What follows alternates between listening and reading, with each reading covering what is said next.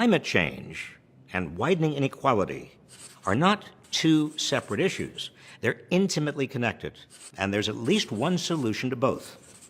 The people who are bearing the brunt of climate change here and around the world are the poor and working class, who live in areas increasingly prone to flooding, who rely on croplands susceptible to ever more frequent droughts, who depend on outdated water and sewage systems and older roadways and power grids that are falling apart under the strains of more severe weather, who live in fragile structures particularly vulnerable to intensifying hurricanes and violent storms, whose health is especially compromised by airborne contaminants, infections, and other diseases that are accompanying climate change.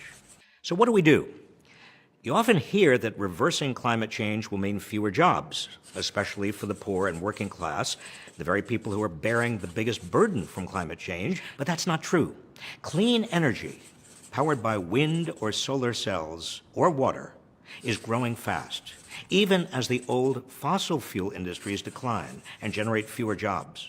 More than 3 times as many people are already employed generating electricity from solar and wind than from coal, oil, and gas combined. Wind turbine technician is our country's fastest growing occupation. This transition to renewables is inevitable, in part because of the so-called beautiful math of solar power. Every time the world's solar power doubles, the cost of panels falls 26%. This has led to a 99% decline in the cost of solar modules since 1976, and an 80% decline since 2008 alone. Donald Trump and his Republican enablers are afraid of clean energy because it puts power, literally and figuratively, back into the hands of people and communities.